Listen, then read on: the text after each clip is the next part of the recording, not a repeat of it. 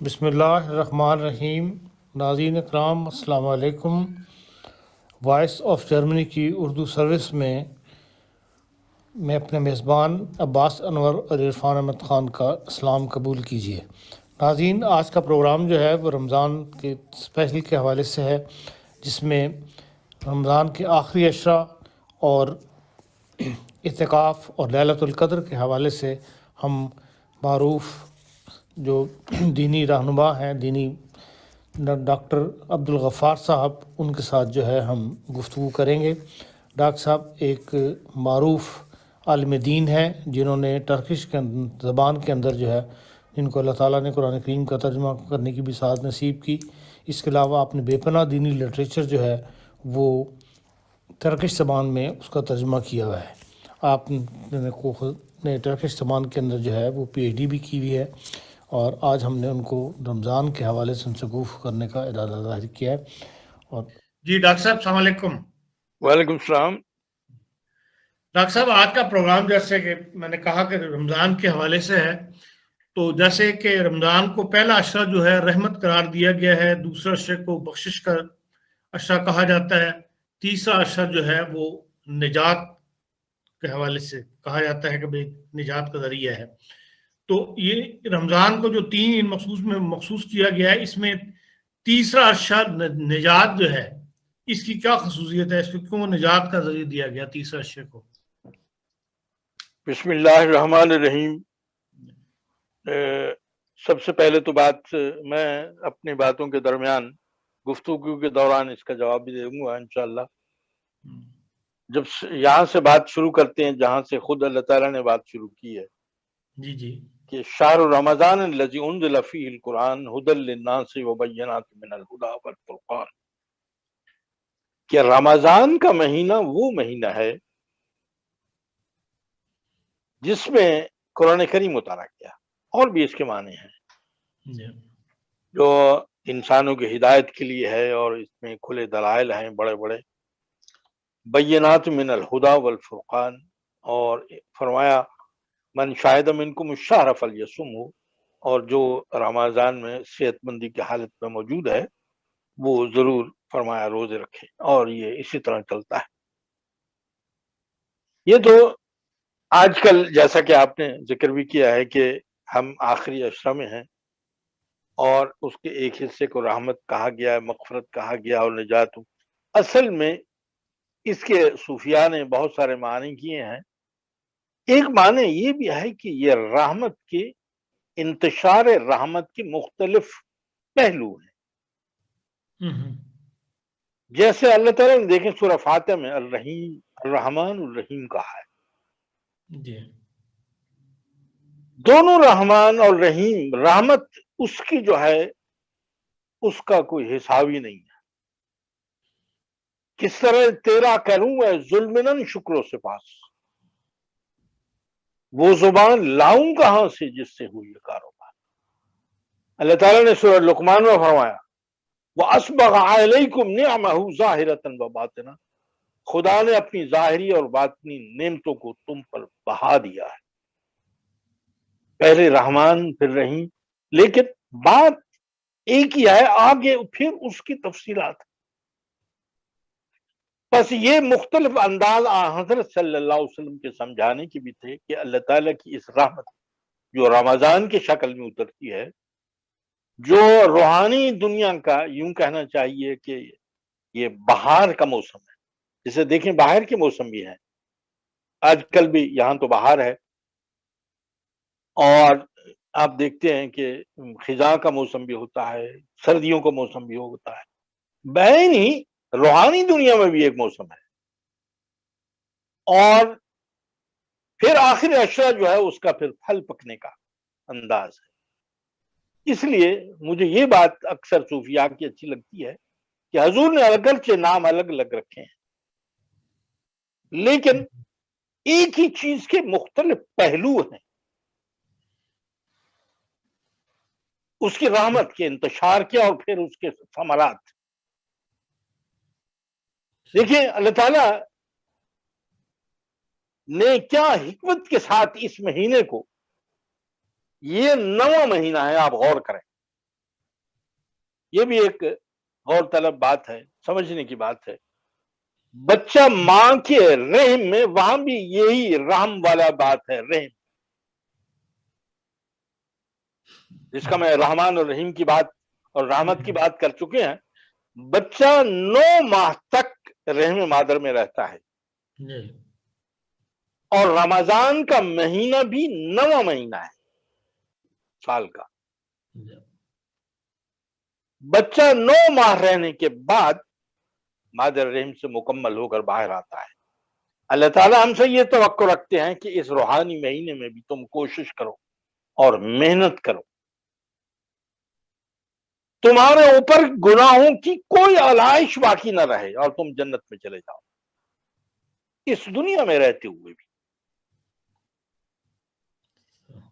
اور یہ آخری عشرہ جس کی بات آپ نے کی ہے، یہ اور لیلۃ القدر کی بات بھی کی ہے.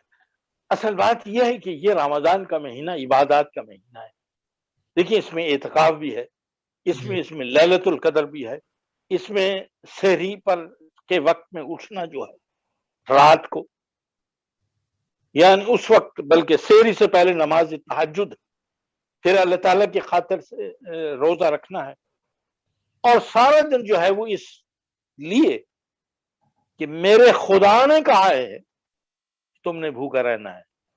جائز باتیں اس سے بھی وہ الگ رہتا ہے. بس یہ عظیم الشان مہینہ ہے. اور آن جناب صلی اللہ علیہ وسلم کے متعلق تو حضرت عائشہ فرماتی ہیں کہ یجتہد فی العشر الاواخر ما لا یجتہد فی غیرہ. اس طرح آپ کہتی ہیں کان رسول اللہ صلی اللہ علیہ وسلم اذا داخل العشر الاواخر شد میزرہ واحیا لیلہ وایقظ اہلہ، کہ جب آخری عشر رمضان کا داخل ہوتا تو آپ کمر کس لیتے. شد میزرہ کے معنی یہی ہے کہ آپ کمر کس لیتے اور احیا لیلہ، اور اپنی راتوں کو زندہ رکھتے، لمبی لمبی راتوں کی عبادت کرتے، وایقظ اہلہ، اور اپنے اہل و عیال کو بھی اس پر آمادہ کرتے اور کہتے کہ دیکھو یہ اب آخری عشرہ ہے، کیونکہ اعتکاف بھی ہوتا ہے. تو اور اس میں ابھی آپ نے جو لیلۃ القدر، اگر اجازت ہو تو میں تھوڑا سا اس پہ روشن ڈالنا چاہتا ہوں. فرمایا اللہ تعالیٰ نے ان انزلناہ فی لیلۃ القدر وما ادراک ما لیلۃ القدر، لیلۃ القدر خیر من الف شہر، تنزل الملائکۃ والروح فیہا باذن ربہم من کل امر سلام ہی حتی مطلع الفجر. اور اے مخاطب تجھے کیا معلوم کہ یہ عظیم الشان رات جس میں تقدیریں اترتی یا انسان کی زندگی کی اقدار بدل جاتی ہیں، کئی معنی اس میں کیے گئے ہیں. یہ عظیم الشان رات تو ایسی ہے کہ 1000 مہینے سے بھی بہتر ہے. اس میں فرشتے بھی اترتے ہیں، اور خاص طور پر ارکام الروح باذن ربہم، اللہ تعالیٰ کے اذن سے، من کل امر سلام، اور یہ سلامتی ہی سلامتی چلتی چلی جاتی ہے. جیسا کہ میں عرض کر چکا ہوں کہ جیسے کہ آپ نے بھی کہا کہ رحمت اور مغفرت، اور یہ ساری رحمت کی مختلف تجلیات ہم نے سب کو پانا ہے، اور سب ان راہوں سے، ان شاہراہوں سے گزر کر اس راہ پہ پہنچنا ہے جو قبول الہی کی راہ ہے، اور اس کے بعد پھر انسان کے لیے دروازے آسمان سے کھلتے. یہ ٹھیک ہے کہ ہاں جناب صلی اللہ علیہ وسلم نے، حضرت ابو ہریرہ کی روایت ہے کہ ان رسول اللہ صلی اللہ علیہ وسلم قال من قام لیلۃ القدر ایمانا واحتسابا غفر له ما تقدم من ذنبہ. فرمایا جس جو لیلۃ القدر کو پالے ایمان کی حالت میں تو اس کے سارے گناہ بخشے جاتے. اسی طرح آپ نے فرمایا کہ تحرر لیلۃ القدر فی الوتر من العشر الاواخر، کہ تاک راتوں میں آخری عشرے میں، یعنی رمضان کی تاک راتوں میں تمہیں چاہیے کہ اس کو تلاش کرو. یہ تو ایک معین لیلۃ القدر ہے، یعنی آخری عشرے میں جو ہوتی ہے، یعنی 23 تاریخ کو بھی ہو سکتی ہے، 25 کو بھی ہو سکتی ہے، 27 کو بھی ہو سکتی ہے وغیرہ. چونکہ فرمایا تاک راتوں میں ایک وہ رات ہوتی ہے کہ یکدم انسان کی زندگی بدل جاتی ہے. ایسے اتنے ہماری تاریخ میں واقعات ہیں کہ اس کے دل کی کایا پلٹ جاتی ہے، اس کی ساری تاریکی ایک نور میں بدل جاتی ہے. کیونکہ ایسی بھی کوئی شام ہے جس کی سحر نہ ہو. یہ جو لیلہ ہے، رات ہے، اس کے بعد ایک سورج نکلتا ہے، اس کے بعد ایک روشنی، ایک نور اترتا ہے آسمان سے. آپ حیران ہوں گے کہ یہ جو جس کو ہم رمضان کہتے ہیں، صوفیاء نے بڑے عظیم شان باز معنی کیے ہیں. کیونکہ رمز کے معنی گرمی کے ہیں، رمضان کے معنی دو گرمیاں، تسنیہ کا صیغہ ہے. کون سی دو گرمیاں؟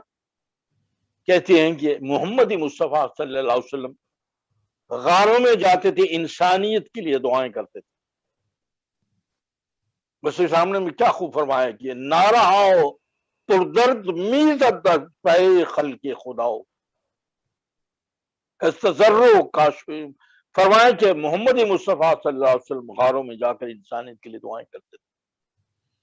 یہاں تک کہ فرمایا کہ کچھ یہاں راؤ نیز شد کہ فرشتے جو تھے وہ آپ کے اس غم کو دیکھ کر وہ بھی اشکبار ہو. تو رمضان کے یہ معنی علماء کرتے ہیں بعض کہ محمد مصطفیٰ صلی اللہ علیہ وسلم کی دل کی گرمی اٹھی، انسانیت کے لیے آپ نے جو دعائیں کی، یہ آسمان کی ایک گرمی کو نیچے لانے کا موجب بنی. آسمان سے ایک گرمی پھوٹی، ایک باران رحمت ہے نا. شدت گرمی کا ہے محتاج باران بہار، ہم کہتے ہی ہیں. بس یہ دونوں گرمیاں، اوپر کی گرمی یعنی قرآن کریم کی صورت میں وہ اتری، اور ان دونوں گرمیوں کے سنگم کو رمضان کہتی ہیں بعض صوفیاء. اپنے اپنے ذوق کی بات. رمز کے معنی جب میں نے بتایا گرمی کے بھی ہیں، حضرت صلی اللہ علیہ وسلم کی حدیث میں نے ایک پڑھی، آپ فرماتے ہیں اس کو رمضان اس لیے کہتے ہیں چونکہ رمضان کے میں نے بتایا نا کہ گرمی کے بھی ہے، سوزش کی بھی ہے، حرکت کے بھی ہے. فرمایا یہ گناہوں کو جلا دیتا ہے. اس لیے اس آخری عشرے میں وہ جو تین پہلو ہیں اللہ تعالیٰ کی رحمت کی جو بتائے گئے ہیں، یہ ہمیں توجہ دلائی گئی ہے کہ دیکھتے رہو راتوں کو اٹھ کر عبادت کے لیے، اور دن بھر بھی چلتے پھرتے اٹھتے بیٹھتے، اور یہ دیکھتے رہو کہ کیا تمہارے گناہ خاک ہو گئے ہیں، راکھ ہو چکے ہیں. چونکہ پھر انسان کے دل پر جب خدا اترتا ہے ایک وہ لیلۃ القدر، اور ہمیشہ انسان اس بات کو دیکھتے رہے. چونکہ لیلۃ القدر یعنی قدر کے ایک معنی میں نے عربی میں لغت میں خود دیکھا ہے، اس میں اس کے 12 معانی لکھے ہوئے ہیں قدر کے لفظ کے. جب ہم نے کہا نا لیلۃ القدر، قدر کے معنی قیمت، مساوی، حرمت، وقار، غنا، قوت. یہ میں لغت سے پڑھ رہا ہوں سارے. یہ مناسب وقت اور تنگی اور حکم، اقتدار اور تعظیم اور تدبیر اور وغیرہ وغیرہ. اگر اس کو حسابی نقطہ نظر سے آپ دیکھیں الف شہر فرمایا تو یہ 83 سال بنتے ہیں، 83 ایئر. بعض اس پر بھی بڑی بڑی اپنے آراء دی ہیں کہ انسان کی زندگی کا ایک متوسط، ضروری نہیں کہ ہر ایک کو اس سے اتفاق ہو. بہرحال میں مختلف آراء بتا رہا ہوں. انسانی زندگی درمیانی قسم کی زندگی بتائی گئی ہے کہ 83 سال کے یعنی 80 سال کے لگ بھگ ہونی چاہیے. اصل بات یہ ہونی کیا چاہیے، یہ تو چیز اللہ کے ہاتھ میں ہے. زندگی اور موت تو خدا کے ہاتھ میں ہے. بہرحال اس پر تبصرے علماء نے کیے ہیں اور کرتے چلے گئے ہیں. اب حیران ہوں گے شہر کے معنی، جیسے ہم کہتے ہیں نا شہر رمضان، شہر کے معنی اگرچہ مہینے کے ہیں، لیکن آپ لغت جب دیکھیں گے اس میں ایک معنی عالم کے بھی لکھے ہیں. دین کے عالم کے ایک معنی شہر کے لفظ کے سامنے علماء نے لکھا کہ اس کے ایک معنی بھی عالم کے بھی ہیں. یعنی یہ رات 1000 عالم سے بھی بہتر ہے، یا یوں کہیے کہ یہ 83 سال سے الف شہر، 83 مہینوں سے بھی یا فرمایا کہ 1000 مہینے سے بہتر ہے، وغیرہ وغیرہ، اس کے مختلف انداز۔ ایک جگہ دوسری جگہ فرمایا نا انا انزلناہ فی لیلۃ مبارکۃ، یہ بھی فرمایا سورہ دخان میں، اور یہاں فرمایا انا انزلناہ فی انزلناہ سے مراد محمد رسول اللہ بھی ہو سکتے ہیں اور قرآن کریم بھی ہو سکتا ہے، دونوں باتیں صحیح۔ ہم محمد مصطفیٰ صلی اللہ علیہ وسلم کو قرآن کریم سے الگ کیسے کریں؟ قرآن کریم ہی تو ہے جس نے محمد کو محمد بنایا۔ غار حرا میں جب یہ کلام نازل ہوا، ایک تو آپ کی لیلۃ القدر وہ تھی جب محمد مصطفیٰ صلی اللہ علیہ وسلم پر قرآن کریم اترا اور جبرائیل نے کہا اقرا باسم ربک الذی۔ ایک لمحہ یا وہ وقت اور پھر ساری زندگی محمد مصطفیٰ صلی اللہ علیہ وسلم کی لیلۃ القدر کی طرح گزری، چونکہ خدا آپ کے دل میں اتر چکا تھا، آپ کی سانسوں میں اتر چکا تھا، آپ کی دھڑکنوں میں اتر چکا تھا محمد مصطفیٰ صلی اللہ علیہ وسلم۔ ایک جگہ مسیح موعود علیہ السلام فارسی میں فرماتے ہیں دنیا نامعلوم کس کو عرش کہتی ہے، لیکن بخدا میں تو یہ کہتا ہوں کہ محمد مصطفیٰ صلی اللہ علیہ وسلم کا دل جو ہے خدا کا عرش ہے، جہاں خدا جلوہ فغن ہوتا ہے، اترتا ہے اور خیمہ زن ہوتا ہے۔ شان احمد راؤ کے دانت جز خدا بندے کریم۔ ایک دن میں ترکی فارسی جاننے والے ترکی دوستوں کے ساتھ بیٹھا ہوا تھا، بات سے بات نکلتی ہے، مجھے اکثر کہیں وہ مولانا رومی کے فرقے کے تھے، فارسی سارے جانتے تھے چونکہ وہ مثنوی پڑھتے ہیں۔ یا غفار تم اپنے پیر و مرشد کی، میں جب وہاں تھا تو میں یہی کہتا تھا، یعنی مسیح موعود علیہ السلام پیر و مرشد کی کو کوئی شعر ہی سناؤ، دیکھو ہمارے پیر و مرشد نے تو یعنی مثنوی لکھ دیا۔ میں نے کہا ہاں کیوں نہیں، میں نے کہا چلو ان کا ایک شعر سناتا ہوں آپ کو۔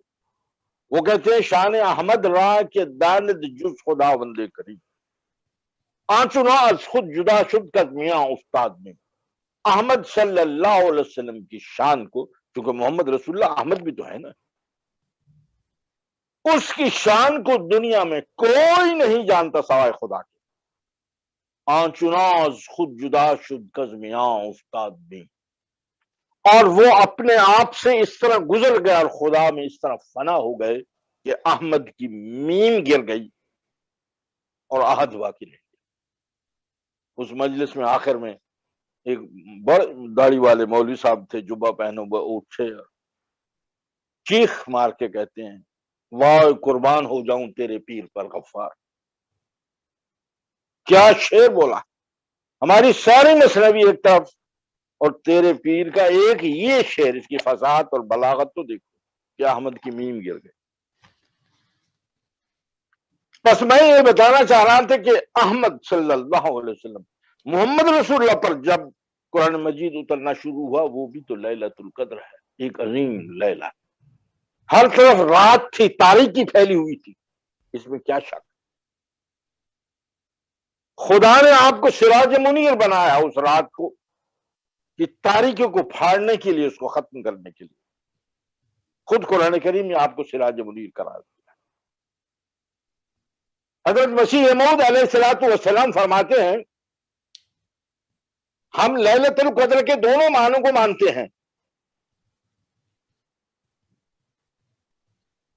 ایک وہ جو عرف عام میں ہیں کہ بعض راتیں ایسی ہوتی ہیں کہ خدا تعالیٰ ان میں دعائیں قبول کرتا ہے، اور ایک اس سے مراد تاریکی کے زمانے کی ہے جس میں عام ظلمت پھیل جاتی ہے، حقیقی دین کا نام و نشان نہیں رہتا۔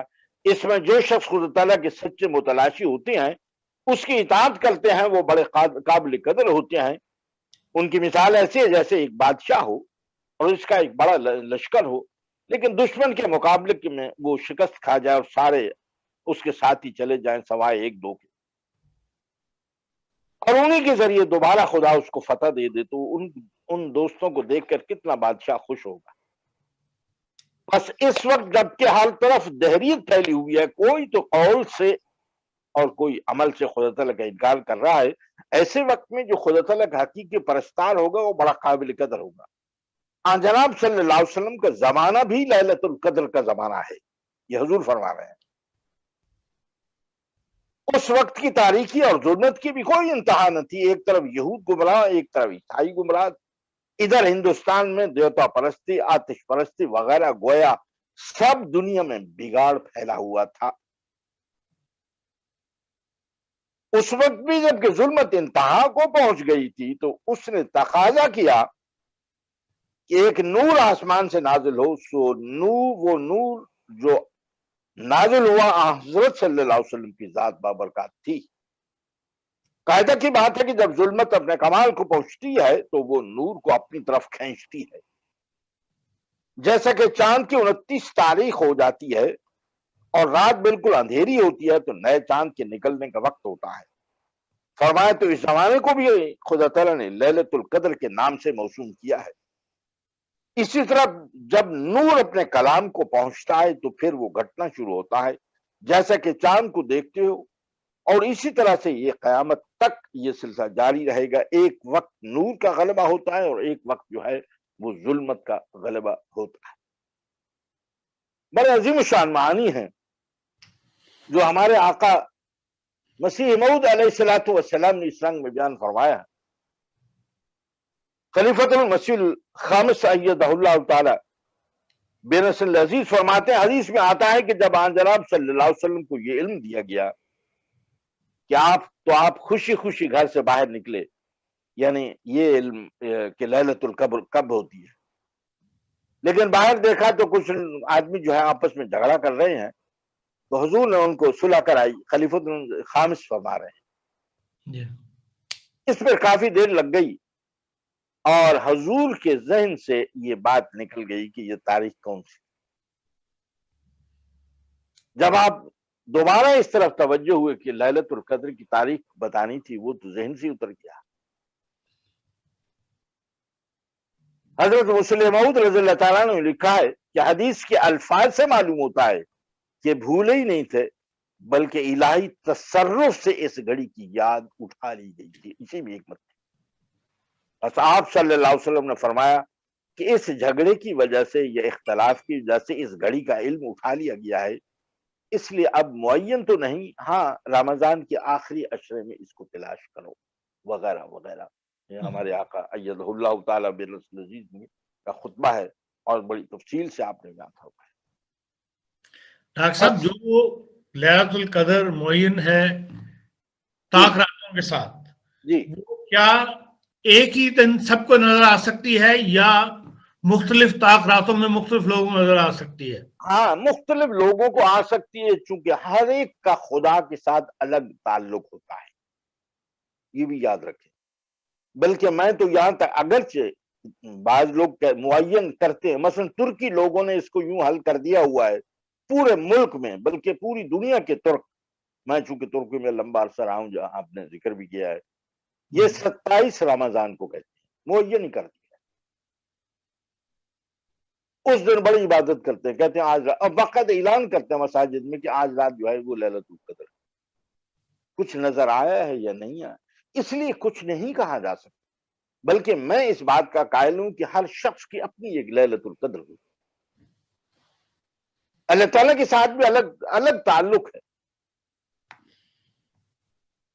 لیکن محمد مصطفیٰ، جی کہیے۔ یہ ترکی میں آپ کہتے ہیں 27 رمضان المبارک کو وہ مانتے ہیں کہ اس دن اس کی سرد وہ اپنے علماء کی طرف سے دیتے ہیں یا اپنی علماء کی طرف سے؟ حالانکہ حدیث میں نے ان کو کئی دفعہ بتایا کہ آن جناب صلی اللہ علیہ وسلم نے جب یہ فرمایا ہے کہ رمضان کے آخری عشرہ میں اس کو جو ہے وہ تم فی الوتر من العشر الاواخر طاق راتوں میں تلاش کرو، کہ تم نے معین 27 کو کیوں کیا؟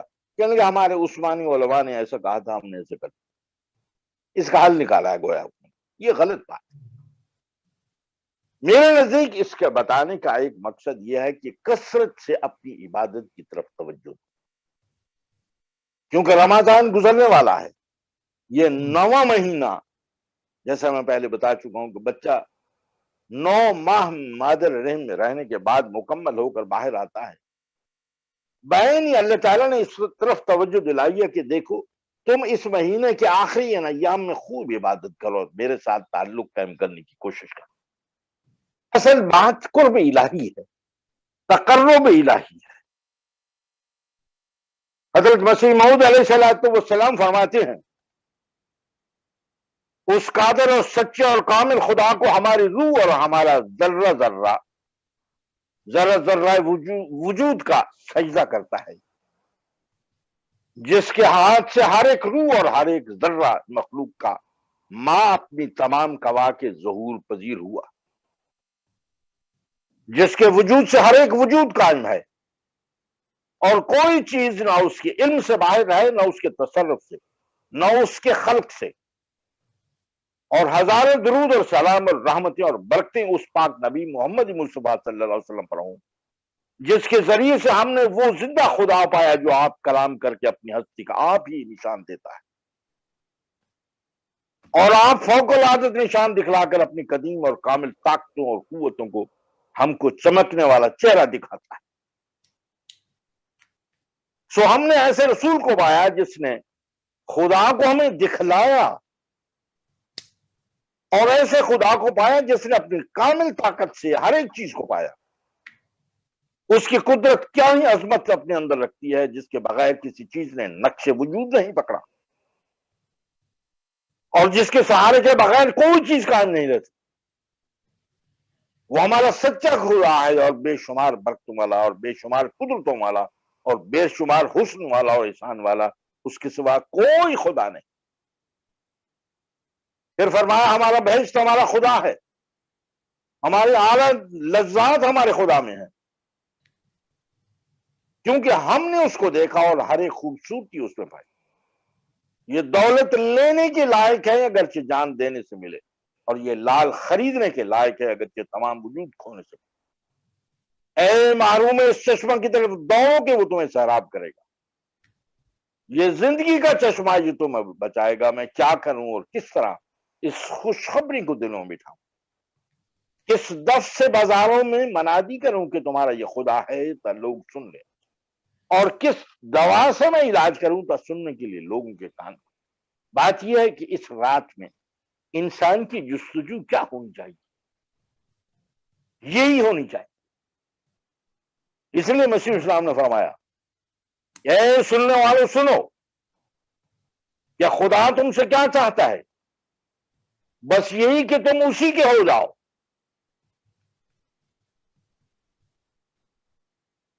اس کے ساتھ کسی کو بھی شریک نہ کرو، نہ آسمان میں نہ زمین میں۔ ہمارا خدا وہ خدا ہے جو اب بھی زندہ ہے، جیسا کہ پہلے زندہ تھا۔ وہ اب بھی بولتا ہے جیسا کہ پہلے بولتا تھا، وہ اب بھی سنتا ہے جیسا کہ پہلے سنتا تھا۔ یہ خیال خام ہے کہ اس زمانے میں وہ سنتا تو ہے مگر بولتا نہیں، بلکہ وہ سنتا اور بولتا ہے۔ اس کی تمام صفات ازلی اور ابدی، کوئی صفت جو ہے معطل نہیں اور نہ کبھی ہوگی۔ وہ قریب ہے باوجود دور ہونے کے، اور دور ہے باوجود نزدیک ہونے کے۔ وہ تمثل کے طور پر اہل کشف پر اپنے تئیں ظاہر کر سکتا ہے، مگر اس کے لیے نہیں، مگر اس کے لیے نہ کوئی جسم ہے اور نہ کوئی شکل ہے۔ وہ سب سے اوپر ہے مگر نہیں کہہ سکتے کہ اس کے نیچے کوئی اور بھی ہے۔ وہ عرش پر ہے مگر نہیں کہہ سکتے کہ زمین پر نہیں۔ وہ مجمع ہے تمام صفات کاملہ کا، وہ مظہر ہے تمام محامد حقہ کا، اور سرچشمہ ہے تمام خوبیوں کا، اور جامع ہے تمام طاقتوں کا، اور مبدأ ہے تمام فیضوں کا، اور مرجع ہے ہر ایک شے کا، اور مالک ہے ہر ایک ملک کا، اور متصف ہے ہر ایک کمال سے، اور منزہ ہے ہر ایک عیب اور ذوف سے، اور مخصوص ہے صبر میں کہ زمین والے اور آسمان والے اسی کی عبادت کریں۔ بس عزیزان، یہ ہے لیلۃ القدر کی ثمرات، یہ ہے بتا میں یہ رہا ہوں، جس شخص کو دل میں خدا اتر جاتا ہے، جس کی سانسوں اور دھڑکنوں میں خدا اتر جاتا ہے، اصل تو لیلۃ القدر وہ ہے۔ پھر وہ چلتے پھرتے اٹھتے بیٹھتے ہر وقت اس رات میں وہ لیلۃ القدر جو انسان کے دل کی اقدار کو بدل دیتی ہے، میں نے معانوں میں یہ بات بتائی ہے، یہ بات اس میں داخل ہوتی ہے۔ کسی نے کیا خوب کہا ہے کہ منم محو خیال او نمی دانم کجا رفتم، شدم غرق وصال او نمی دانم کجا رفتم، کہ میں ہر وقت اس کے خیالات میں محو رہتا۔ یہ ہے لیلۃ القدر۔ جب چلتا ہوں نمی دانم کجا رفتم، کہاں جا رہا ہوں سمجھ نہیں آتی، شدم غرق وصال او، میں اس کے وصال میں ہر وقت غرق رہتا، نمی دانم کجا رفتم۔ مسیح صاحب نے بھی فرمایا نا، ازمز لطیفی دل براؤ در ہر رگو تارم دراؤ، تاؤ چوں بخود یابم تراؤ، دل خوش تر دستان۔ اے اللہ اور میرے نقش وجود کے ہر ذرے میں داخل ہو جا۔ یہ ثمرات ہیں اصل میں لیلۃ القدر۔ کسی کو رمضان کے آخری میں نہ بھی حاصل ہو سکے، لیکن وہ اللہ تعالیٰ کی عبادت کو جاری رکھتا ہے اور اس کے احسانات کو کبھی نہیں بھولتا، اور ہر وقت جو ہے اللہ تعالیٰ میں محو رہتا ہے، اور یہی کہتا رہتا ہے عجب جلوہ تیری قدرت کا پیارے ہر طرف، جس طرف دیکھیں وہی راہ ہے تیرے دیدار کا۔ سبحان اللہ۔ جی ڈاکٹر چشمہ جی ایک کچھ اعتکاف کے بارے میں ایک دو باتیں آپ سے پوچھنی تھی کہ آج کل کو کرونا کی وجہ سے مساجد میں اعتکاف بیٹھنا جو ہے ممکن نہیں، تو جو گھر میں اعتکاف بیٹھا جاتا ہے وہ بھی مسنون اعتکاف ہی کہلائے گا؟ جہاں بالکل، اس لیے کہ عبادت کی غرض سے اللبس فی المسجد کہتے ہیں، ویسے تو عبادت کی غرض سے مسجد میں بیٹھنا جو ہے، لیکن چونکہ اب حالات بدل گئے ہیں۔ دیکھیں، ایک دفعہ حضرت صاحب نے خطبہ دیا، اکیلے خطبہ دے رہے تھے، آپ نے بھی دیکھا ہوگا۔ کبھی پوری زندگی میں، بلکہ 1500 سال میں ایسا ہوا کہ امام موجود ہو اور مقتدی ایک بھی سامنے موجود نہ ہو، ورنہ تو کروڑوں انسان آپ کو سنتے ہیں، وہ الگ بات۔ وقت کے ساتھ ساتھ بعض باتیں بدل جاتی ہیں۔ اگر ایک شخص اس نیت سے کہ اللہ مسجد میں اگر ہوتی اجازت، حالات ٹھیک ہوتے ٹھیک، لیکن خدا اس کے گھر کو مسجد بنا دیتا ہے، اس لیے وہ اعتکاف اگر بیٹھتا ہے تو اللہ تعالیٰ کے ہاں انما الاعمال بالنیات، اللہ تعالیٰ کے ہاں تو کوئی کمی نہیں ہے، اللہ تعالیٰ اس کو احسان فرماتا ہے۔ اس لیے ہاں، تو مجھے اگر اجازت ہو تو میں اللہ تعالیٰ کی طرف، چونکہ اس کے لیلۃ القدر کے جو ثمرات ہیں وہ بتا رہا تھا میں، تو مسیح موعود علیہ الصلوۃ والسلام فرماتے ہیں، چشمہ خورشید میں موجیں تیری مشہود ہیں، ہر ستارے میں تماشا ہے تیری چمکار۔ فرمایا حمد و ثنا اسی کو جو ذات جاویدانی، ہم سر نہیں ہے اس کا کوئی نہ کوئی۔ دیکھیں کس طرح ڈوبے ہوئے ہیں مسیح موعود علیہ الصلوۃ والسلام کی عشق میں، مسیح اسلام اللہ تعالیٰ کی عشق میں کس طرح ڈوبے ہوئے۔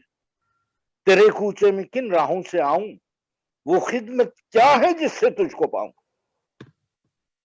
مجھے اس یار سے پیمند جاں ہے، وہی جنت وہی دارالعما ہے، بیاں اس کا کروں طاقت کہاں ہے، محبت کا تو کہ دریا رواں ہے، یہ کیا احسان ہے تیرے میرے ہادی، فسبحان الذی اختر العاد۔ میں یہ بتانے کی کوشش کر رہا ہوں کہ لیلۃ القدر جو آخری عشرے میں ہوتی ہے، اس کے ثمرات جو ہیں وہ کیا ہیں۔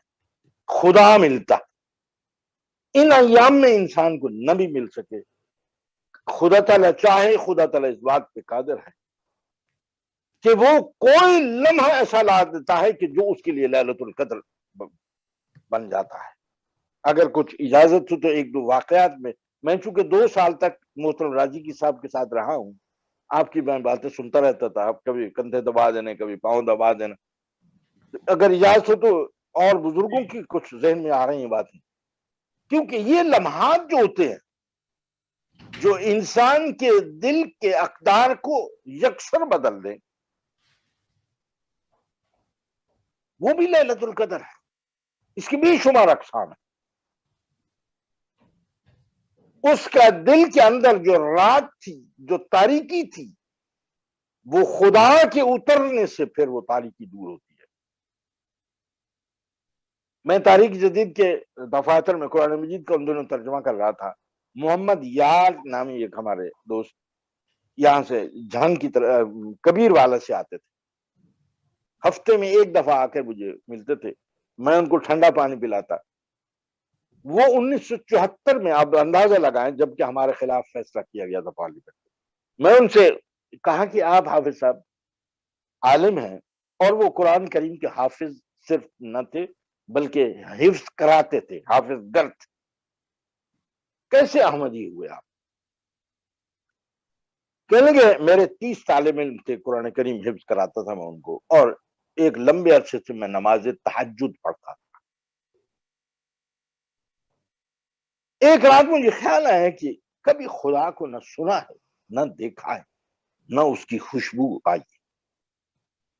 دیکھیے چمبیلی کا پودا ہو یا رات کی رانی ہو، کیسی خوشبو ہوتی ہے، یہ بھی اسی خدا کی بنائی ہوئی خوشبو ہے۔ میرا دل بھر آیا اس تہجد میں پڑھتے ہوئے۔ یہ ان کے لیے بھی یہی بات ہے جو اس وقت اعتکاف میں بیٹھے ہوئے ہیں یا رات لیلۃ القدر کی تلاش میں، کہ کیسے عبادت کرنی چاہیے۔ یہ بھی بات میری باتوں میں سے یہ بھی ضرور نکالیں پلیز۔ ہاں تو حافظ صاحب کہتے ہیں کہ میں سجدے میں گر گیا اور زار و قطار ہو کر رویا کہ اے خدا، تقریباً 40 سال سے میں تہجد پڑھتا ہوں، ایک دفعہ بھی کوئی جھلک نہیں۔ مجھے خیال پیدا ہوا کہ شاید خدا نام کا کوئی وہم ہے، واہمہ ہے، اصل نہیں ہے، ہم اس وہم کی عبادت کرتے ہیں۔ اگر تو نے صبح تک اپنے آپ کو ظاہر نہ کیا تو اے میرے اللہ، کل سے میں عبادت چھوڑ دوں گا۔ میں نے یہ کہا ہی تھا کہ بلند آواز سے مجھے سجدے میں ہی آواز آئی رات کو تہجد کے اندر۔ اب دیکھیں وہ لمحہ جو ہے حافظ صاحب کا کیسا ہے۔ بلند آواز سے آواز آئی کہ ان الموجود یا عبدی ان الموجود، اور مجھے کشفن دکھایا گیا کہ زمین و آسمان کے درمیان میرا دل لٹکا ہوا ہے۔ میں نے اندر غور سے دیکھا تو اللہ تعالیٰ بیٹھے، پھر بلند آواز سے فرمایا ان الموجود یا عبدی ان الموجود۔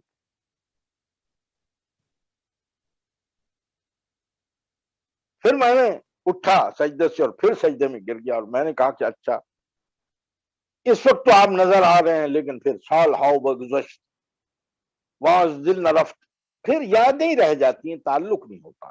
کوئی تعلق پیدا کرنے کا طریقہ بتائیں اے میرے اللہ۔ سلسلہ الہام شروع ہو گیا۔ اب سنیے، میں نے یہ کہا ہی تھا تو فرمایا ان کنت عبدی فاذهب الى عبدی اسمہ ناصر یسکن فی ربہ ومنی سلام۔ اس کے بعد تعلق ہو جائے کہ میرا ایک بندہ ہے، ربہ نامی شہر ہے، اس میں رہتا ہے، اس کا نام ناصر احمد ہے، اس کے ہاتھ پہ بیعت کر لو تو بات بن جائے گی۔ اس کے بعد ہمیشہ مجھے کہنے لگے امام صاحب میں گیا، بڑی مشکلوں سے پہنچا، آپ کو بتایا کہ مجھے خدا نے بھیجا ہے اور آپ نے میری بیعت کی۔ آج تک یہ سلسلہ منقطع نہیں ہوا۔ یہ بھی ایک لیلۃ القدر ہے۔ دیکھیں ان کی زندگی بدل۔ اسی طرح قبولیت دعا کی جو گھڑیاں ہیں، سب سے بڑی لیلۃ القدر تو انبیاء کی ہوتی ہے، کیونکہ وہ چلتے پھرتے اٹھتے بیٹھتے سانس لیتے سوتے خدا کی طرف ہوتے ہیں۔ اس کے بعد اس کے ماننے والوں کی بعض لوگوں کی کیفیات ایسی ہوتی ہیں، انسان حیران ہوتا ہے۔ ڈاکٹر میر محمد اسماعیل صاحب کی وقت اگر ہو تو میں بات کرنا چاہتا ہوں، وہی رات کی بات۔ मुख्तसर कर दें डॉक्टर साहब, 40 मिनट से हमारा प्रोग्राम होता है, तो अब 40 अच्छा, मिनट। डॉक्टर साहब कहते हैं, मैं बस 2 मिनट में खत्म करता हूँ जी, अच्छा हुआ आपने बता दिया। कहते हैं कि डॉक्टर मीर मोहम्मद इस्माइल साहब कि मैं मस्जिद मुबारक में था, सर्दियों के अय्याम थे, दिया भी बुझ गया और खादिम मस्जिद चला गया, मैं अल्लाह ताला से कोई बात मनवाना चाहता, लेकिन अल्लाह ताला मेरी बात नहीं मान रहे थे। एकदम सामने से आवाज आई अंधेरे से, क्या चाहता है? कहते हैं उस सर्दी के अय्याम में मेरे सारे जिस्म पर कपकपी और पसीना शुरू हो गया। अब मुझे यह भी भूल गया कि मांग क्या रहा था। वो कहते हैं ना, पंजाबी में भी कहते हैं कि बोला वेखे फारसी भूल जाती है, भूल गया था। मुझे ये शेर याद आया मसीह इस्लाम का, ए खुदावंद मन गुनाहम बख्श, सुए दरगाह खेश राहम बख्श, रोशनी बख्श दर दिलो जानम, पाक कुन से गुनाह पिनहानम। ए अल्लाह, ये कहता रहा और उसके आस्थाने पर। अब देखें, ये लम्हा जो था जब खुदा की आवाज उन्होंने सुनी, उनकी सारी जिंदगी को यकसर से बदल। इसलिए जो दोस्त नमाज पढ़ते हैं उनको भी मैं ये दरखास्त करना चाहता हूं कि वो किसी भी हालत में हो, नमाज को हकीकी नमाज बनाने की कोशिश करें, क्योंकि वो नमाज जिसमें इंसान की रूह पिघलती और वो हमारा नेस्ती हो जाती है, वो खुदा की तरफ एक चश्मे की तरह बहती है और बासिल्ला उसे मसीह सलाम फरमा रहे, उसे इनकताए ताम हो जाता है। उस वक्त खुदा ताला की मोहब्बत उस पर गिरती है। इस इत्तिसाल के बाद जो दो जोशों से, जो ऊपर की तरफ से और रबूबियत का जोश और नीचे की तरफ से अबूदियत का जोश होता है, खास कैफियत पैदा होती है और ये सलात बनती है। बस यही वो सलात है जो सय्यात को भस्म कर जाए। बस अजीजान, इसको हजूर फरमा रहे हैं कि यह हर किस्म के खसो खाशाक और ठोकर से, पत्थरों और खार खस से इंसान को बचाती है। बस यही वो सलात है जिसके मुतालिक फरमाया, इन्ना सलात तन्हा अनिल फ़हशाइ वल मुनकर वल बग़य। इस किस्म की हकीकी नमाज लैलतुल क़द्र में, एतकाफ में, रमजान में हासिल करने की कोशिश करें, जिसका सबक हमें इय्याका नअबुदु व इय्याका नस्तईन में, खुद नमाज में सूरह फातिहा में अल्लाह ताला हम सबको सिखाया हुआ है। अल्लाह ताला हम सबको रमजान की और आखिरी अशर की इन समरात से नवाजे। वाखिर दावाना अल्हम्दुलिल्लाह रब्बिल आलमीन। जी डॉक्टर साहब, बहुत बहुत शुक्रिया आपका, आपने आज इतना वक्त दिया और जो लैलतुल कद्र है उसकी जो अक़साम है, लैलतुल कद्र से की तफसील की जो है वो हमसे हमारे नाज़रीन को आपने आगाह की, इसके लिए हम आपके बहुत ही मशकूर हैं। और आइंदा भी इंशाल्लाह कभी मौका मिला तो आपको इसमें मौजू पर, ऐसे मौजूआत पर आपसे रब्ता कायम करेंगे। जी नाज़रीन, ये था हमारा आज का प्रोग्राम जो रमज़ान स्पेशल के लिए हमने आपके नाम से तरतीब किया था, और इसका मकसद यही था कि लैलतुल कद्र की जो तफसील है और लैलतुल कद्र कितने अक़साम की है, कैसे लैलतुल कद्र हासिल की जा सकती है, इसकी तफसील जो है आपको आगाह किया जाए। इसके साथ ही हमें इजाज़त दीजिए। कल एक नए मेहमान के साथ और एक नए प्रोग्राम के साथ दोबारा आपकी खिदमत में हाजिर होंगे।